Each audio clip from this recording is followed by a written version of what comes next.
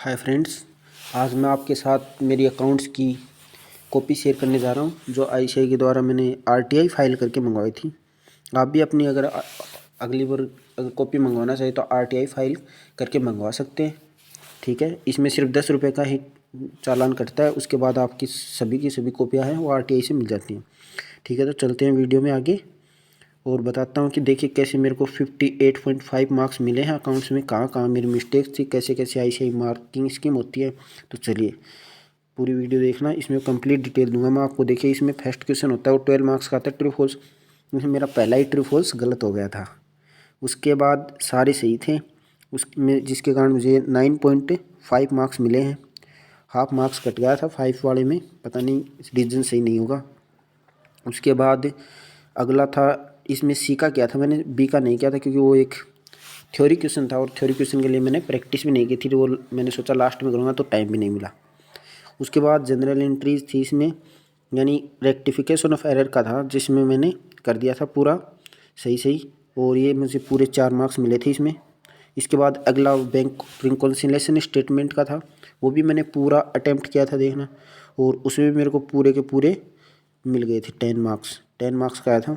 उसके बाद था बिल ऑफ एक्सचेंज वाले चैप्टर से था जनरल एंट्रीज, उसमें मैंने सारा सही बनाया था, लेकिन एक लेजर अकाउंट और बनाना था, उस पर ध्यान नहीं दिया और वो मैं नहीं बनाया, तो उसने इसलिए मेरे को 7.5 ही मिले, 7.5 ही मिले। इसके बाद trading and profit and loss account था, जो मैंने बनाया तो लगभग सही था, लेकिन पता नहीं लास्ट में शायद कुछ गलती हो गई थी, जिसके कारण ये टैली नहीं हो पाया था, और इसमें सिर्फ 7 मार्क्स ही अलॉट किए गए मेरे को।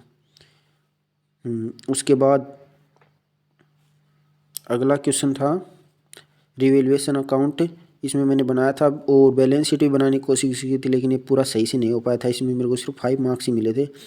इसके बाद इसमें इस तरह 3 वाले में टोटल 12 मार्क्स ही मिले मेरे को। उसके बाद 4th वाले में रिवैल्यूएशन अकाउंट ही बनाया था मैंने, ऐसे ही थोड़ा लास्ट में जो भी आया था वो, तो इसलिए मेरे को 1 मार्क्स मिल गया था, इसमें रिवैल्यूएशन भी पूरा नहीं बना के आया था।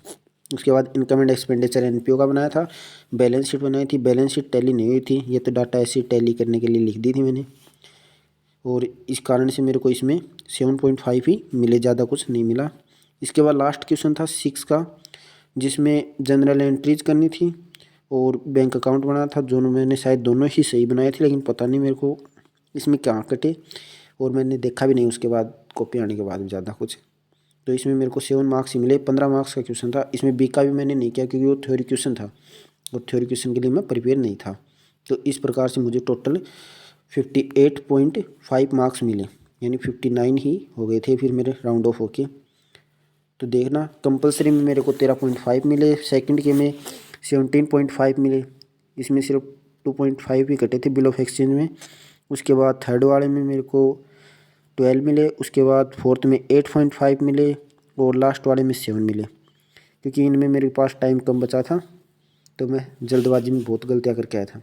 तो इस तरह से मेरे को 58.5 मार्क्स अलॉट हुए।